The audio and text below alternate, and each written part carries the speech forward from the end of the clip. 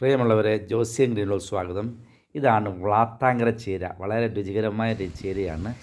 ഇത് നമ്മൾ കൃത്യമായിട്ട് നല്ലൊരു ആദ്യം നില ഉഴുത് ശേഷം വാരങ്ങളെടുക്കുക. വാരങ്ങളിൽ ചാണകപ്പൊടിയൊക്കെ ഇട്ട ശേഷം ഇതിൻ്റെ വിത്തുകൾ പാകുക.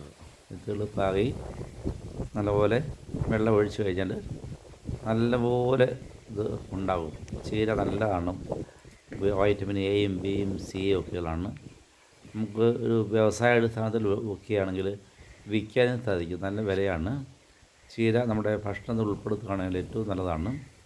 ഉണ്ടോ, നല്ല രീതിയിൽ വളർന്ന് കയറി നിൽക്കുന്ന വ്ളാത്താങ്കര ചീര. ചീരകളിൽ ഏറ്റവും ടേസ്റ്റുള്ളതാണ് വ്ളാത്താങ്കര ചീര. അത് എല്ലാവരും കൃഷി ചെയ്ത് നോക്കുക. എല്ലാ കാലാവസ്ഥയും ഇത് വളരുന്നതാണ്. നല്ല ചീരയാണ്.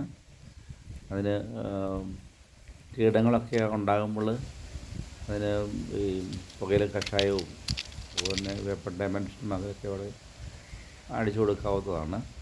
അതിന് വെള്ളം നല്ലപോലെ തളിച്ചു കൊടുക്കുക. ചീരയുടെ പുഴുക്കുത്തുകളും കീടുകളൊക്കെ മാറിപ്പോകും. നല്ല വളർച്ചയുണ്ടാകും.